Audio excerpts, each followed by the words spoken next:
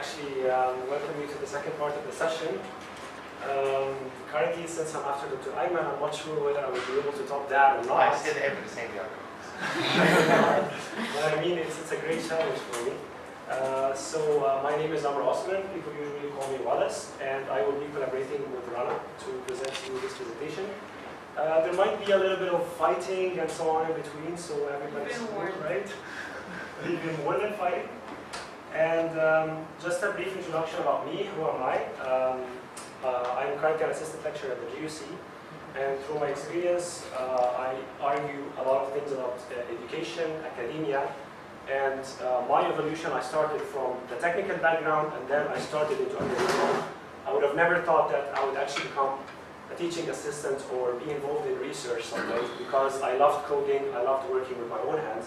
But now that I reached the research level, I have a different perspective. So this is me at the 5th Arab-German Vocational Training Forum in Berlin.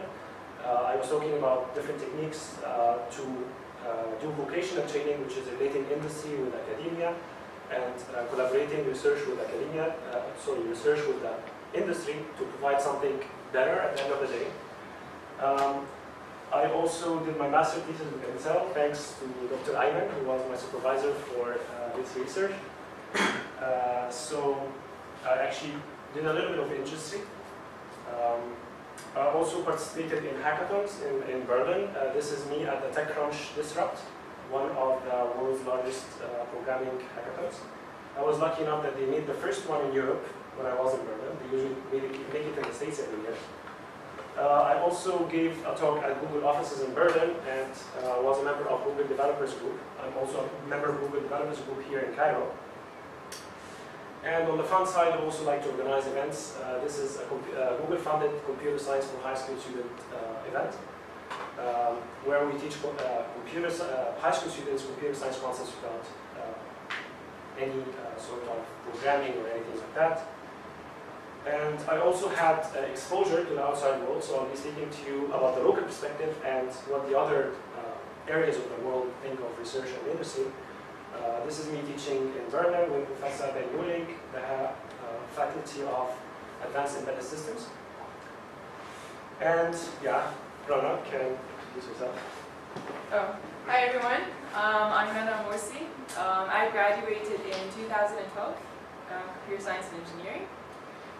Since September 2012, and almost just after I graduated, I started working as a researcher for Intel Labs. Dr. Ayman was our lead there. I've also started working here as a teaching assistant. Alongside my work at Intel, I'm working as a teaching assistant here at the GUC. And I'm doing my master's in pharmacy. It's kind of busy these days. الصورة دي على فكرة كانت فابريكا فوتوشوب. الصور عامل كلها فوتوشوب زي التصوير. خالد يوسف ولا عمل. This was actually, and I started working on a project model to Fatma in August 2012. The field was mobile augmented reality. And there was a conference held here at the GC for digital graphics and so on. فغالبا كان في مخرج أو حاجة في عالية أو television. That was it. Also, we've done some, I've touched base on a number of research fields, starting with mobile augmented reality. Then I shifted to video streaming technologies, and now we're moving into wearable computing and try image fusion and stuff like that. So basically, that's it about me. So currently, we'll be following this outline. So a bit of rationale. What is industry, what is research, and then we'll dig deeper into research and we'll categorize into several subcategories: personal qualifications, your work duties, the objectives that you want to have at the end of the day, and then the personal gains you as a person gain by working in research. Same goes for industry. And then we tackle a very important question: whether is there a best action of both words? And then we end up with a conclusion: what you guys should do and how to make a decision at this point. And finally, we will open the discussion for questions and answers. I would love to stay. In Cairo, the industry just takes the first 3 levels. If you're working at a good company, they take the first 4 levels, up to the analysis level and making something better. Research cares about the entire stack, with focus on the top 2 layers, right? So you gain your knowledge. At the end of the day, you want to have something new, something that have never been done before, and a better approach. So, question is, can industry actually work with academia? Now, you've seen in Cairo, usually, with the exception, of course, with the GUC, and thanks to Dr. Ayman and other professors who link academia to the industry and research to the industry, in the entire world, they have what we call the vocational training system. And the idea is academia is correlated with the industry needs and the industry application. You can do internships as a student, as you know. This is all part of the vocational education program. So the best part, if we can have research, and at the same time we tackle the topics that the industry are currently suffering because they are seeing the actual world. They are the actual money people that have the funds, and they are the ones that produce them. So, what do I need to have? How can I qualify for research?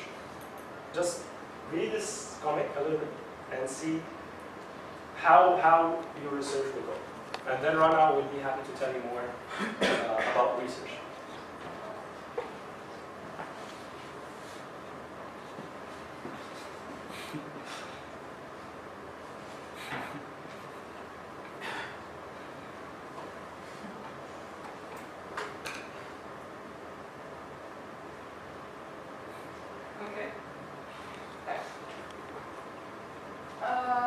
Ever since I graduated, and I've been working into research, whether it's mobile augmented reality, whether it's at Intel, I'm more of research oriented.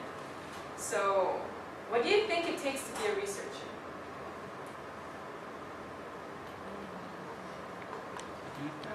Well, to be able to write a lot of documents. Yeah, that comes in. That's really important. Leila, and how would you measure your success as a researcher? Publications, patents, that includes technical writing, PhDs, master theses, and so on. But that's like, I would say, the not so fun part of being a researcher. Right. I would like to highlight the most important factor that has to be available in a researcher is creative thinking. You need to be able to think out of the box. You need to be able to come up with ideas, get it on the spot. Especially nowadays, technology is advancing at a rate, it's an extraordinary rate. It's your phone yesterday, came in 6 months, it's obsolete. So, and the competition is so fierce, yani. The number of companies we have now, and kullu, the competition is just, it's extraordinary. You need to be able to come up with ideas on the spot. You need to be able to have a foresight, to be able to, you can see into the future, to be able to predict what is the next big thing before someone else thinks about it. So this is like the most important thing I find in research. So I would like to actually comment on that. When I was actually doing my master thesis, I was working on analyzing cognitive radio streams in distributed systems. And I did not have any cognitive radio data at that time, and the research was so limited. And while I was working, Google released the Google Wide Spectrum database, which basically says which part of the spectrum is underutilized. While I was working. And then the FCC actually released a new standard about the organization and so on. And I had to adapt while in the middle of my master thesis and use such data to, at the end of the day, obtain my results. So this is how fast competition is going. When I was analyzing Twitter Store, which was a very 0.something alpha release of the framework that no one knows about, back in the day, I actually introduced distributed stream processing in the cloud, in contrast to other frameworks that do batch processing and so on. This was the traditional approach.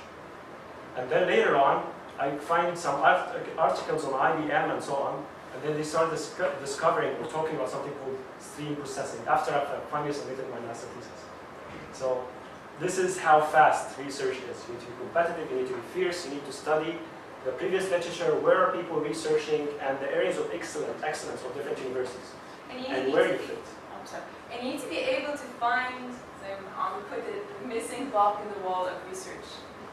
And why are we doing research in the first place? Because we have some problems and we need to fix. And you need to find, and it doesn't mean that we have a solution to the problem that is the best solution. But not only do you want to solve a problem, you need to find the best solution for the problem. And this is where you can excel. Okay? طيب, is it easy? Does it come easy? To find problem and solve it? لا. You need persistence, you need patience. You come up with this algorithm, you invent, you need to be really patient. Testing doesn't come easy. Depending on your field, one simulation could take 10 minutes, a simulation could take 2 days. You need to be really patient. You need to be persistent. And Thomas Edison, how many times did he try to get the light bulb working, right? I tried the algorithm once, results مش حلو, let's move on and try something new. No, we need to be persistent. طيب. One of the most important things is you need to be able to present your idea clearly. And this is where some engineers might fall. All of us have some excellent ideas, but sometimes you're just not able to propagate them clearly to your supervisor or to whoever your manager. And so, idea دي مش حلوة, and it could have been brilliant. So you need to be able to always state your ideas clearly, and to be able, this is like the marketing factor. You need to be able to market your ideas. Okay. And as Zayed put it, writing. There comes this small section of writing. And actually, it's not a bad thing. This is like the hard work, and it's really rewarding afterwards. I'm talking to, I kept 5 papers. I need patents. Was it nice? Was it fun writing those papers? No. Because at the end of the day, you feel like that I am fuzzy up. So, there. Research and... I would like to comment on persistence, that one thing about research, you tend to explore as you see new oceans, and you tend to fail a lot. And just because you fail doesn't mean that you should not publish. You should publish and evaluate your failure. So you can show other researchers that's a dead end. So you can reach a lot of dead ends in research. It can be frustrating at times. You can not reach your objectives and so on. And exactly, as programmers, it's like the ABCs, never start from scratch. Always try to see the past. Why should I redo what you did? Why should I reinvent the wheel? Never reinvent the wheel. Unless you're starting something that's totally new, then you have to start the wheel. Because other than that, you need to be able to know what the state of the art. You need to be able to work on whatever someone else has done and perfect it. Okay? Right. These are like the qualifications. So why do we need these qualifications? Because you're going to have to do some duties. Right. One of the things you're going to have to do as a researcher is literature survey. Before I start doing something, I need to know, is it already done? Like, if it's already done, is it the best it can be? There comes this preliminary step of literature review. You need to know this was the thing so far. So, طيب. دلوقتي خلاص. And I know what I want to do. What do I need to do next? And I need to formalize it. I need to formalize my proposal. I need to formalize my approach. Like دلوقتي video streaming technologies was the كذا. But there is a gap in the طيب. What am I going to do to solve it? I need to formalize my approach. طيب. دلوقتي I formalize. Now I know what I need to do. What comes next? Prototype. You need to type. أنت بتقول والله إن ده هيشتغل. لا يعني مش مصدق. Then comes the part try development. You need to develop a working prototype. طيب. You put this perfect prototype and you're claiming that it's working. هيجي peer reviews. Your peers. ناس اللي شغالة معاك in the same field, maybe in the same company. They're gonna come talk to you. لا بس أنا مش مقتنع. لا طب أنت ليه ما عملتش كده؟ And starts peer reviews, and then the cycle goes on, and then you keep on perfecting, perfecting, and perfecting. Right.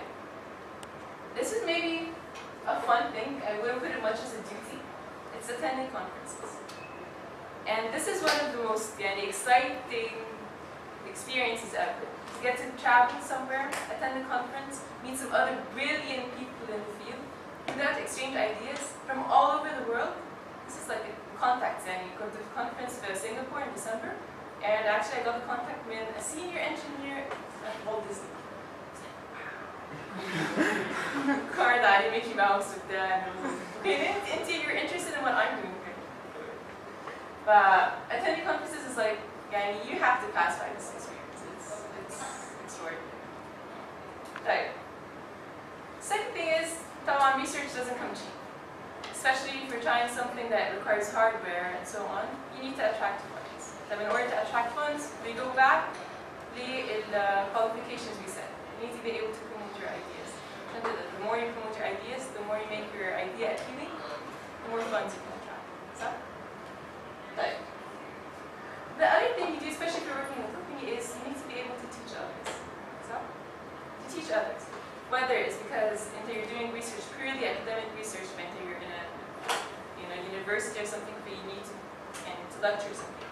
Or you need to teach your peers, other people working in the same environment. So, think any other duties? Can you think of anything else?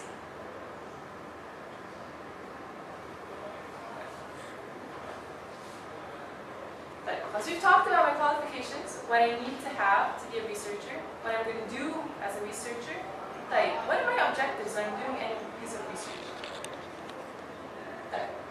I need to take part as an effective member in conferences any workshops.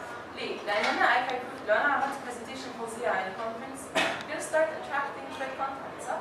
You're going to say, واللي أنت عملته ده كان حلو، طب خد this is my card, let's work together. That you can to attract collaborations, to attract funds. So this is one of the main objectives of any researcher. You need to publish papers, attend conferences, meet other people, and start exchanging contacts, right? Right. One of the objectives, and what I see as one of the rewards, is patents and publications. You all know what patents are, right? براءة اختراع. You're researching because you wanted to solve a problem that no one else did. In order to do that, and so what do? Next? You patent it. So it's mine. You claim it as yours. No one else can use it without your permission, without a license from you, without paying us a specific fee. And this is more common if you're working in, as we'll be saying later, if you're working less in a company, especially to save your IP, intellectual property. Okay? And publications and patents, I would say they're objectives and they are rewarding. As I said, just having your name written down on papers, on a book, on an electronic letter, on a patent, you feel shown over it. Okay? But the objective is implementing technologies. You can't go on and do just something that was already there. You need to do something new. You need to bring something new to the table. Why are you doing it now? You need to always be able to bring something new, and it's not always easy. And define the loophole. This is an objective and it's not really easy to find, not always. The gains. طبعا كلنا we're in stuff حلو قوي انت بتقولي ده طب وبعد كده بقى انا هستفيد ايه as a researcher. طبعا attending conferences, moving around, traveling across different cities, extraordinary experience. Meeting new people, talking, seeing new cultures, and who doesn't like that? So, self-development.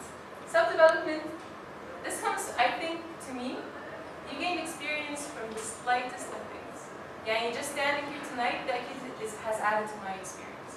Anything you do, self-development is best of research. Anything you do, think of it as self-development. أنا جاي جامعة كل يوم اتعلمت طريق جديد وأنا self-development. النهارده عرفت تعدي من حد بعربية this is self-development. So I believe personally that مفيش حاجة بتعدي every minute you need to be developing yourself one way or another. Think of everything you've done and how has this added to me? And if it didn't add to anything, then it's wasted time. Okay?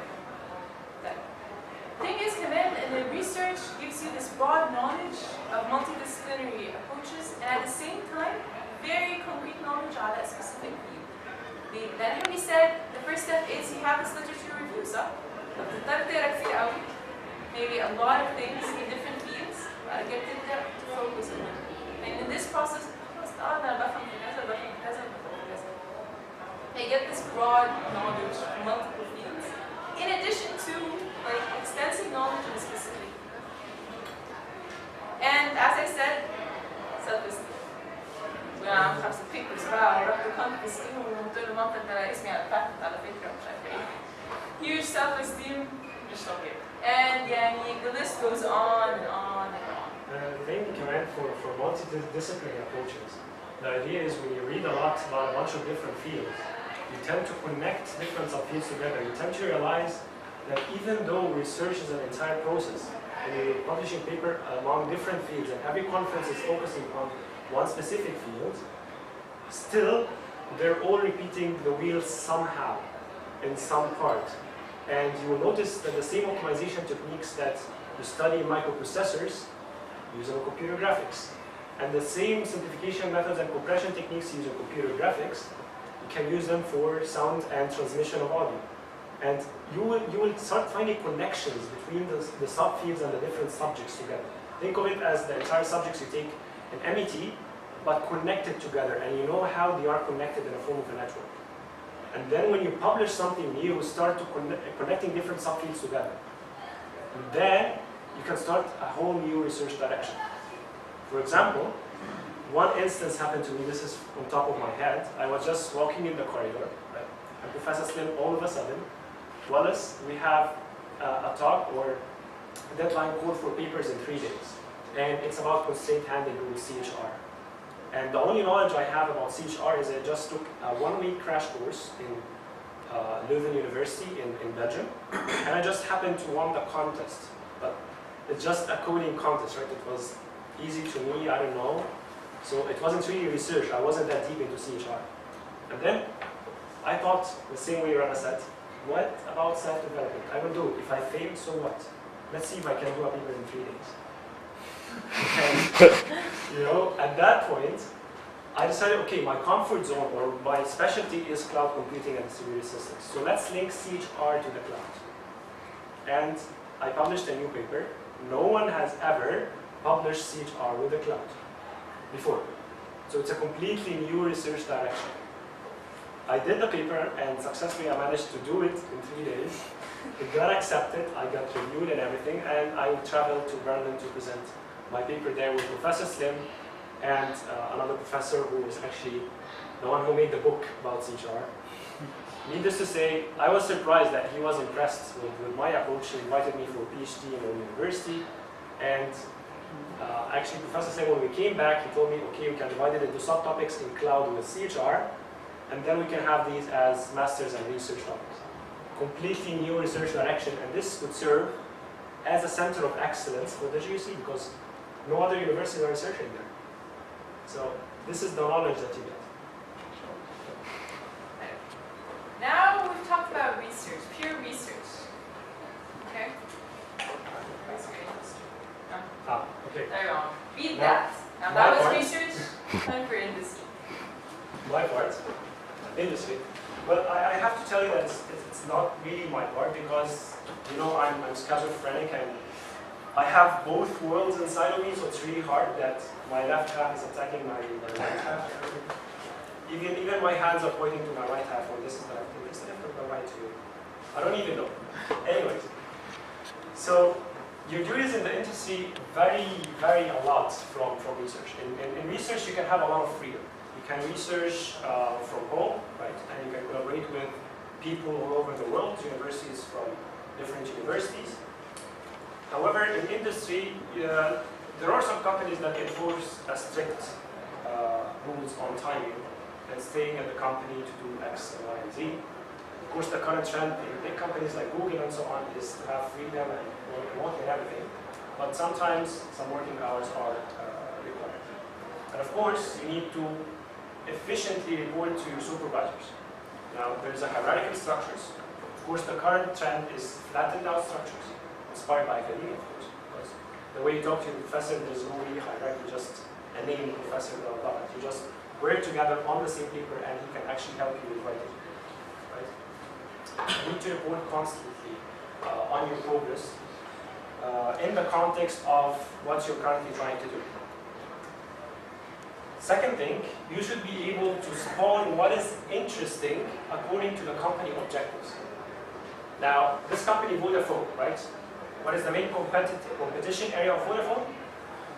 Communications, telecommunications. Then you need to start developing in that area. This is your field of competence. So you need to follow that. If you try something else, you might not get an approval. And that is that. Yeah, to add to that, in industry, you're less flexible to take risks. In research, we all learn how to CHR with cloud. In industry, no, you're shwaya, you are controlled by the companies. You're not that willing, that a company pays money. That's the main focus. A company wants money. Are they willing to just allocate the money rate hit on a kitch? No. And so it's not easy to just try something out of the blue. Exactly. And of course, one very important aspect is that you need to be task driven, right? Because in research, well, you're free. I can search different areas, different directions. In my free time, I'm reading blog posts about my research interests and so on. Here you have to be task and deadline driven. You're assigned some certain tasks by your supervisor, and you have to deliver such tasks according to some specific quality at the end of the day. And sometimes in some companies you do not have the freedom to choose such tasks. For example, I might love cloud computing and distributed computation, but then I apply at some company and they say, okay, we like you in the area of web development. Yeah, I know web development. I don't like it. I'm good at it. I might be good at it, but I don't like it. Yet I'm assigned to that position at that company, and I have to do tasks for web development. Right?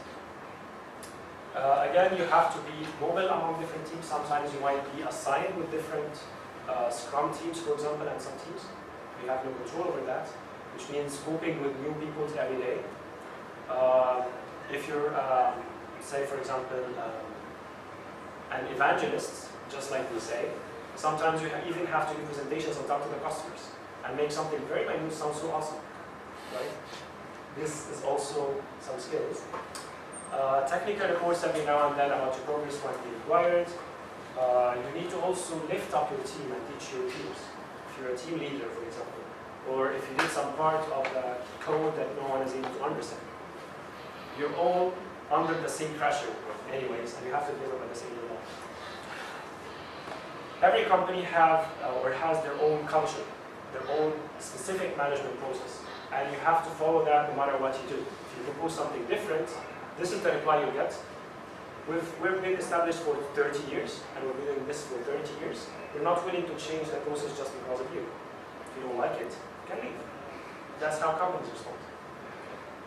It's best practice, they've been following that, it's proven successful. Even if you don't like it, you have to follow. Okay? And observe limited freedom of choice, that all this follows from all the restrictions you have in companies. But this does not necessarily mean that this is really bad. We will see that at the end. Well, the objectives, of course, you need to study your competitors. A company like Vodafone, they have Etisalat and Mobile under the microscope. And they're focusing on companies in the United States, AT&T, Sprint, Verizon, and they're seeing what they are doing in their field of competence. And this is why you need to outperform your competitors. Find a specific support that you can be better at. Right? Just like, I don't know, Samsung and LG. They're both competing with Android devices. They're entering the mobile market, right? This one releases X, the other one releases Y. Y, it's the same thing, but I just have a better camera than the other company. It's the same thing, but I have, I don't know, a metal and some other fabrication. This is all has to do with the studying of the market, what the market needs, and so on. And you need to outperform them somehow. You need to exceed the expectations of your supervisor. You always take the shortcuts. By the way, this does not apply for research. In research, sometimes you have to go exploit all the way deep and find a technique that no one followed before. Here, you can just, well, someone released a framework that does X, I'm just going to use that and have something working at the end of the day. Mission solved. Just like the IT center here at the GUC. We're all good at ASP.NET. Let's make every web service we have using ASP.NET. Take the shortcut, right? Regardless of whether ASP.NET is actually good or not. Cheap cost of application, of course, if you're working for something production ready, it has to be less costly to the company. The company always cares about efficiently utilizing the assets, right? Saving money and spending money where it counts. If you're spending money, you're expecting that money to double and triple by the end of the day. So you have to put that in perspective and start working with that in mind. Sorry for the interruption. And of course, your work is always have to be production ready. In research, it's sufficient enough if you make a working prototype. But do you really know whether this prototype is going to be applied for the masses? Of course, you might evaluate, as you've seen in Bloom's taxonomy, you will evaluate it from certain perspectives. But that depends on your research director because you're too deep down the depth research tool. You're a researcher. But when you're doing production targeted development, you need to assess, okay, I have 1 million users, 2 million users. Would that be good? Would that be cost efficient? Right? And your work always will be deployed somehow. If you do a mistake, a lot of people will be hurt. People actually use this stuff. Instead of research, you usually start with a prototype, and then if someone funds it even more, then you start developing and make something that actually is actually used. So what do you gain from this? What do you gain by working in the industry? If you compare the money you get from the industry compared to the money you get from research, then the industry can pay you very, very, very well. Usually in research, if you want to obtain a degree, master's, PhD, and so on, you just live on a governmental fund every some period of month and so on, and the money is not really that good. In the industry, there are a lot of bonuses. If you did something that was successful, you tend to get promoted, you tend to have travel expenses and so on. Of course, in some areas of research, especially, well, we'll have to say that at the end, but some areas you can get money for your conferences and so on, sponsored by some other people. Can also be selected for specific committees to travel, for example, to different branches of that multinational company. You get to see different cities as well. In your face research. And the fun part here is that you get technical hands-on experience through a lot of tools and internal expensive equipment that usually you don't get to see in research. Research, when it first starts, usually you have a specific set of equipment that is cheap that you can have on a very small scale inside some lab, right? And you synthesize the large-scale experiment on that very small scale and prove that it actually works. In the industry, if you're working with IBM, for example, well, you have private VPN connections to their supercomputer. If you're doing a natural language processor on their latest supercomputer, you have access to that. You have all the company internal assets available to you. And needless to say that technical is always fun. At least for me. I don't know what works for you.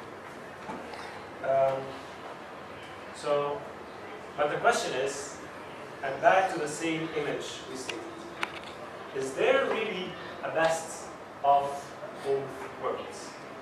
Research and industry. Take the perks from both. The answer to that is actually a yes. And that, if and only if, you're working at the research and division, the research and development division of some company, and you're doing the research on an industrial scale. Company like Google, for example. Rana will tell you more about that. Yeah, I can talk to you more about that. As I mentioned, I'm working as a researcher for Intel Labs. Intel Lab Processors Group, yeah. But actually, what's really cool about working in a lab for a multinational company is usually big companies like Intel, IBM, Microsoft, you have two divisions. You have the business units, the production, and you have the labs. And what's pretty cool is that actually you are business oriented, product oriented, because you're trying to be aligned with what the company is doing. But at the same time, you have this extraordinary working environment, this super interesting working environment. And you get to, I don't know what to say. Yeah, I would say it's not pure research and it's not pure development. I actually get to do the best of both worlds. I get to invent, innovate, write the patent, this algorithm is mine, and I actually get to develop it, see the outcome. Yeah, one of the things is we did an algorithm, and yeah, I was able to decrease the video buffering. When you're video streaming, I could decrease the video buffering events. So you actually get to do the research part, and you get to actually develop it and see it. And if it's awesome, this could actually be transferred to one of the company's products, and people actually use it. So it's not just that you're doing research, you're researching, you're patenting, publishing, and it can actually end up in a product. So this is like, it's a balanced equation. You're not just researching, and you're not just developing. What you're doing, you're getting in touch, and that to me, I think, is like the sweet spot. Exactly. Where you can actually get to do. I can also confirm that because, again, I did my master's in Intel. I was put in the same environment. I was doing the better and the best of both worlds. This is if you are lucky enough to have such a position. That is really awesome. One thing about the question, though, we said both worlds, and both worlds is a bit abstract. Both worlds, yeah, we have research and industry, but both worlds would also mean the local versus the global, right? So how would you locally, according to the Egyptian market, choose? In Egypt, there are very limited spots where you can have such jobs. Very limited research and development, even the big companies. Usually they have the research and development somewhere else, and they let the production stuff happen in Egypt, or in India, or outsourced somewhere, right? So I did internships in a lot of companies, Microsoft, Oracle, you name it. The entire smart village, basically. And I was given tasks that were never challenging to me. Even though I proved myself, and even though I showed them that I'm actually skilled to give me better tasks. Yet, they still give me the easy tasks. Why? Because this is production, this is what they want to do. Right? When you think global, usually research is assisted by the industry. In contrary to some few places like Egypt, for example.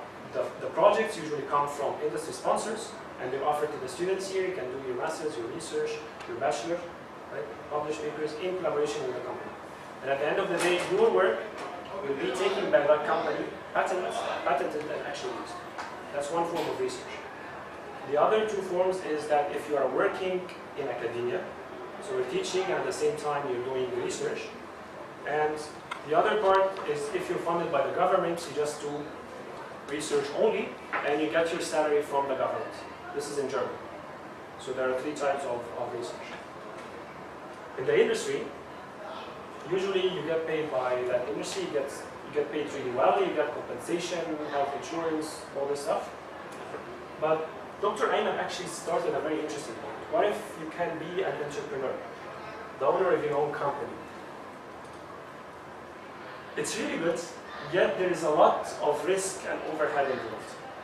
I mean, my colleagues started a company, namely Trustius, right? All the previous TAs, and they were way more awesome than the current generation of TAs, including me. They left the GUC and they made their own startup. They're now in the sea of risks and everything, and they're surviving, they're working, but yet it's not really taking off. It did take off, and they have a few users and everything, but it still needs to take off even more. Maybe that's not their current objective at the moment, but still, it's filled with risks. You need a very good team, and startups tend to really pick the bright people and people that have hands-on experience and so on. So we need a lot of sponsors and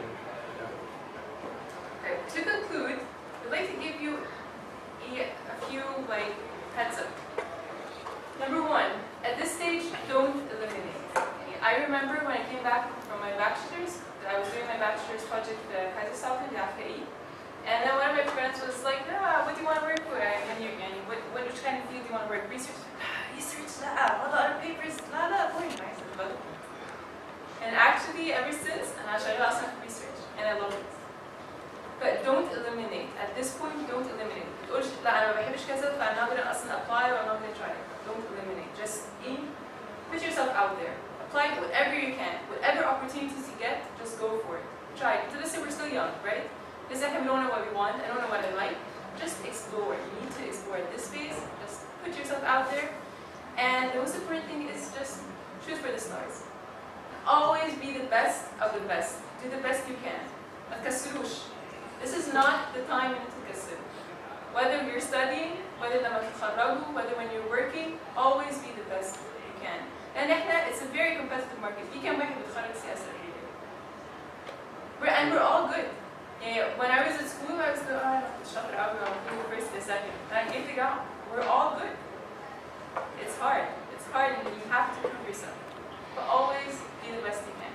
And as I said, بس importantly not eliminate at this stage. ما نقولش دلوقتي ده أنا مش هتشتغل في research and عايز industry to cancel other options أو العكس. Put yourself out there.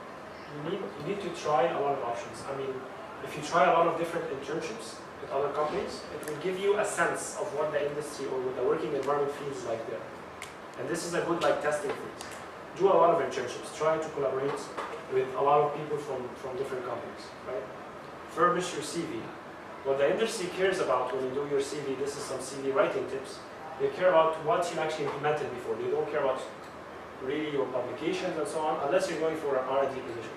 But they care on experience. You have 5 years of experience, you have this is my pleasure. Yeah, and actually one other thing is your CV is important just to get to an interview. Once you're at the interview, it's all you. You can have an 0.7 GPA, CV بتاعتك فظيعة, but your character is just not appealing. You're not selling yourself. CVs are good until you get yourself to the interview. You're at the interview, it's all you. But work on your personality skills. Be able to just talk freely. Either you're talking with someone who's been at Intel for 16 years, either you're talking with freely. To be able just to talk to someone, this is a really important skill that you need to practice. Exactly. And again, try different things. Just put yourself out there.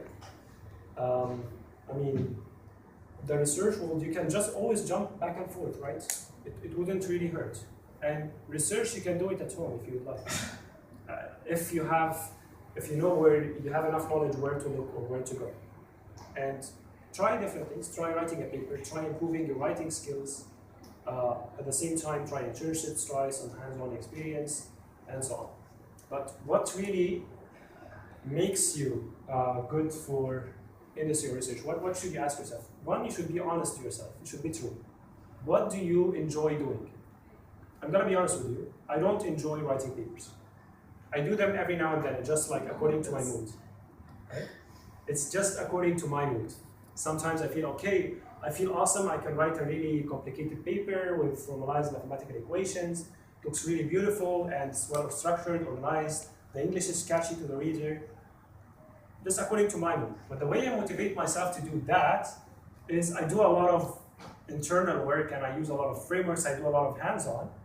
And I keep thinking of which place I will go to that particular conference. And this is how I keep myself motivated. If you're not trying to write a paper, you're going to go to Berlin. If you do not write a paper, you're not going to Italy. You know? And then I just all of a sudden feel the urge or the need to write that particular paper. And having your name, having all these publications serves you a lot. Let's talk about after graduation. Where is the end of the road here? Industry versus research. Let me speak by analyzing or doing machine learning on my colleagues. Currently, all my colleagues graduated, they switched job at least, the ones who reached the industry, at least 3 to 4 times. They're always jumping back and forth between different jobs. And we're graduates 2012, so we're not really far away. Exactly. Why? Because they tend to enter an institution, or I don't know, either they don't like the working environment, they get misassigned to some position, or maybe they accept a low-level position at a big-name company, hoping that they will become something. Never do that. Never work tech support, never do that. Okay. You're a graduate of a university. Yeah, you need some experience, but still you need experience in your field, in what you want. Self-development should be your main goal. So they switch jobs every now and then, back and forth. They do not know what they want. And technically speaking, in the industry, this is how your learning curve goes. You stay with a company, right? You will learn their technology. Say IBM is using WebSphere, for example, and so on. So your learning curve goes up. The first few times is really hard. You learn WebSphere. And then at some point, okay, let's modify WebSphere. Let's go to another technology. Start gaining. And then at some point, you become really proficient at it. And this is where the company needs you best. Because you're really good at it, you'll become some team leader.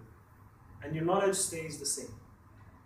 Then at some point of time, a lot of things start happening, and you start to be isolated from the real world and the latest technological events on social media and so on, and the technology product, to the extent that your curves start going down. You're not motivated anymore, you don't want that, and this is when you either leave the position, or you get promoted to a manager and then you don't do any technical skills. My dad is coming from communications background, and he's been an IT director for a lot of years, but he still asks me how to, I don't know, save an office document and so on. He's a computer scientist, but he evolved into managerial. This is the end of the road for industry. For research, there is no end. As you see, the professor dies at the end of the day in the previous comic. There is always something new, there's always something to learn. As long as this is functioning, there is always something new to innovate, to discover, to have. And you keep gaining titles next to your name, PhD, master's, habilitation, and so on, until maybe you reach academia, then you become a professor for your own department, then you start looking for industry connections and connecting people together, having students, and all that. This is where it goes for research. Yet, if you level up... workshop at a very big conference. So, how do researchers look at workshops? Okay, so you have big conference is as a consultant. If you really really good at something, or you're a PhD, you'll be a consultant. You gain big money, but you will not be able to fully work in the industry. You just do some consultancy hours to some company. They will pay you 20,000 per hour or 10,000 per hour, depending, of course, because you're the specialist. You need consultation. But you can never switch back once you are that deep in the PhD level.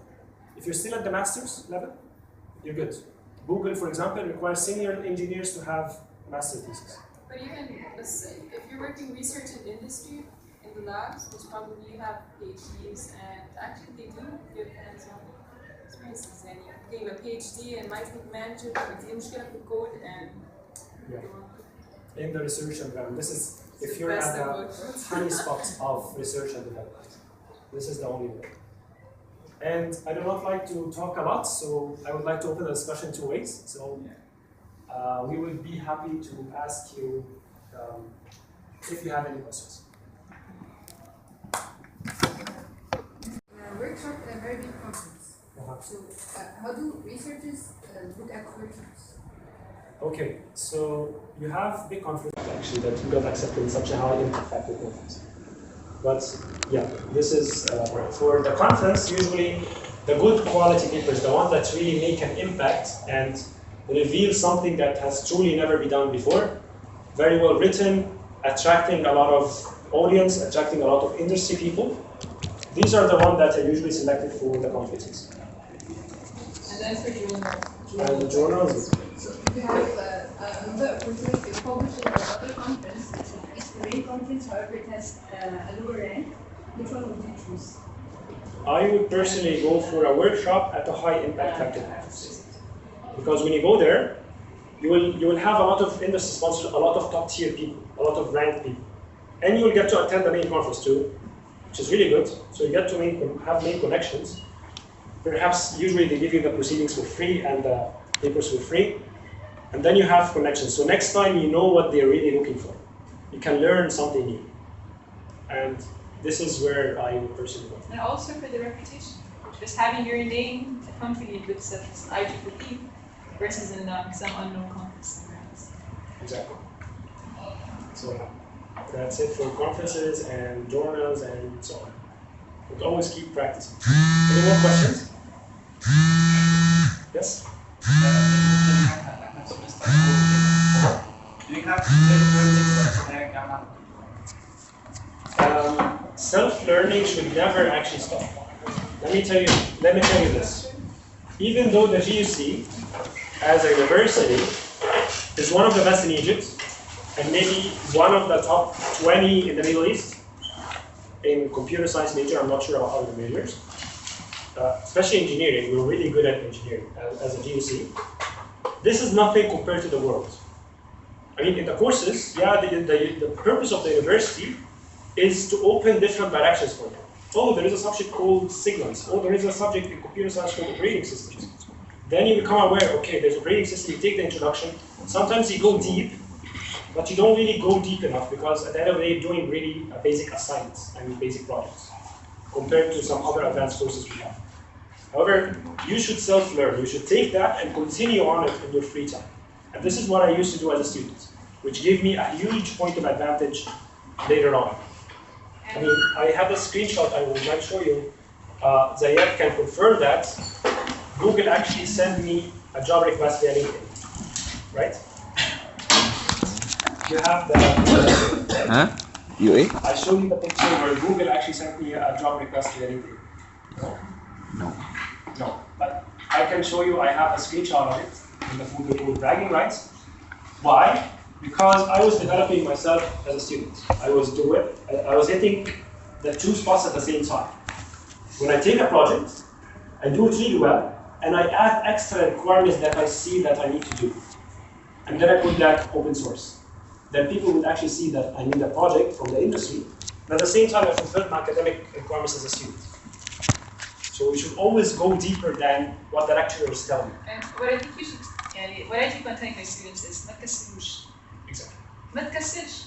Just do what you have to do and do it as the best way possible. And you should try to absorb, you have everything available. You have your teaching assistants, you have the lecturers. They are more experienced, whether you like the lecture or not, whether he is someone who is more experienced than you. Try to exploit that. ونروح discussions بقى طب ليه؟ لا أنا مش مقتنعة بالثيري دي. طب why? And go into deep discussions with people who are more experienced than you. ما تكسلش. This is the most important thing. ما تبقاش اللي هو I fulfilled the requirements بتاعت the project and I submitted. لا طب أنا ممكن أحسن. لما في bonus في game إن أنا أعمل AI, why not go for it? مش كفاية قوي إن أنا عملت البروجكت. Don't do that. كفاية قوي دي. it's gonna kill you. I mean, I used to attend lectures by lecturers I don't like, and some lecturers from mechatronics who cannot speak proper English, and my ears will literally bleed. I cannot stand that whatsoever in a lecture. It just puts me, I hate it. And I think all my colleagues from 13- can confirm, I was the guy sitting at this particular seat.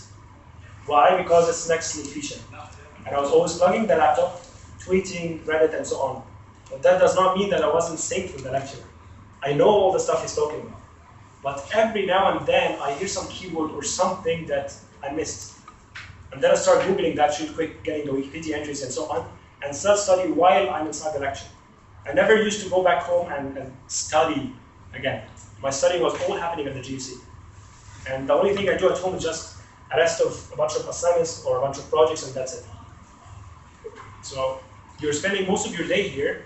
Effectively utilize that. Work is work, fun is fun. If you work here and if you work back home, your life will be affected, it will be miserable, you will not be able to self-plan. Yeah, this is really important thing. You need to learn how to give yourself a break. Yeah. There's to recharge your batteries, and because Fridays are my day off. I don't do anything on Fridays. أصحى براحتي, أخرج, أعمل whatever I want. Fridays are ما حدش بيعمل حاجة on Friday. ليش أرجع تاني on Saturday? You have something, always have something to look for. لازم يبقى عندك a goal. أنا عايزة أتخرج بhighest honors. Why not? ليه ما أجيبش highest honors؟ لازم تحط for yourself a goal. أنا مش عايزة أبقى شخص عادي. We're all here. كل واحد عنده special feature. Use it. Find it and use it. يعني عامة in life مش بس for الشغل وكده. You need to تعمل تبقى حد. You have your own stamp in life. الشخص الجاي عايش ومات عايش معاه. Do something. Whatever it is, حتى لو حاجة صغيرة بس do something. I want to tell you, Karan, that the GPA and the standardized testing in education, in general, by no means say that you're good or bad. I was never an A+ student. Yet I did publish and I go work here and go here, and I'm famous in different countries, in I don't know, companies in Egypt and so on. But I wasn't an A+ student, خالص, whatsoever. Up to the 4th semester, no one even في الدفعة knew me. But some people are really bad with tests. What's the problem? They got confused in the exams, right? And the testing is just a quality or qualification whether you're able to keep up with the lecturer or not. Some measure, but it's not completely perfect, and it does not indicate anything about how smart you are or what you are capable of. But that doesn't mean you ignore your GPAs. Because GPAs are sometimes your gateway for an interview. Yeah, let's say a very prestigious company, they have like 1,000 CVs. There's a hammer filtration. They won't be able to interview all thousands of them. So, the GPAs are just your gateway to try an interview. Once you're in the interview, it's all you. But GPAs are important in companies like مثلا but companies like مثلا what's it called, Mentor Graphics. One of the requirements is you have to be mensen met honors winnen. Same thing, I guess, for Intel. Unless that you're highly recommended because you have a bunch of other perfect, amazing, awesome skills.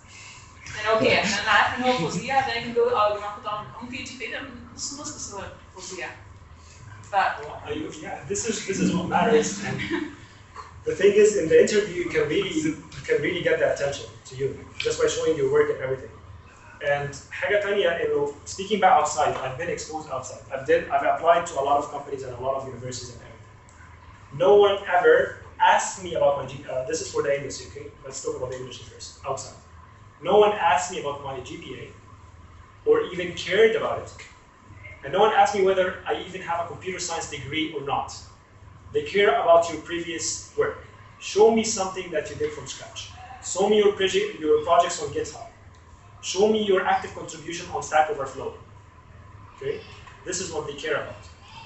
So it all matters, the technical skills. The GPA, from my perspective, it's completely worthless. Maybe in Egypt, yeah. Some people still think having a good GPA is correlated that this guy is a good person anyway.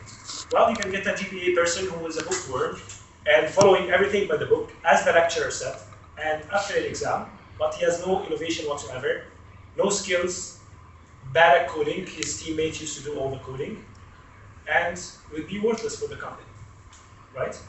So the GPA, I mean, I have an entire playlist on YouTube about talks why the GPA is worthless and why the educational system is entirely broken. This is what I do actually for my courses here as well. Yeah? If you make your own startup, would you think local or global scale? That's a very tough question. The advantage of being local is that the wall is not fully exploited. The wall is not yet built. There are a lot of vacancies and a lot of things that you can replicate from the outside world on a local scope. Of course, it wouldn't be, you can innovate a little bit on top of that, but you can replicate ideas. And they would work here in Egypt only, right? Something like Biola Classic. It has been done already in many countries before, crowdsourced, traffic routing and everything. But it succeeded in Egypt, right? At the same time, you can do like reviews online, reviews of products and so on. I don't know, products that tells you the current items available to the market and so on. And if you localize that, some people tend to localize and work in the Arabic websites and so on, so that everybody can use them. I don't like Arabic in general, and I don't like local. That's for me at least. But it's a huge point of advantage because there's a lot that you can do. And there are some local entrepreneurs and other events where you can show and demo the product and get seed funding and everything. Yet still, I do not like the local entrepreneur. At least when I surveyed from my mind, not everyone is able to use the computer, is able to use the laptop. Not everyone has a cell phone. So we'll be only targeting a class of people. Maybe this class, yeah, is huge and people are evolving and everything. I mean, now we have computers and net cafes, Wahawi and everything. But they just use that for playing around. How would you motivate some people to do a product? This is a lot of marketing skill and so on. But I would aim for global. I would personally go for something that has not been done before and have a global team and start working until some company buys you. This is the best thing. And you share your work on social media, on Hacker News, on Twitter, get feedback from the world. Because feedback from the world, again, is much harsher than the feedback you will get in Egypt. Because a lot of developers in Egypt have not seen the awesome stuff. For example, the picture when I showed you when I was giving this Google talk, it was scarier than my own master thesis defense here in Egypt. Much scarier, and I received very harsh comments. Why? Because I was speaking with actually core Android developers and people who did what I'm talking about. So, yeah, this is my perspective. If you want to do something, do it big. One more question. We have room for one more question? Thank you so much.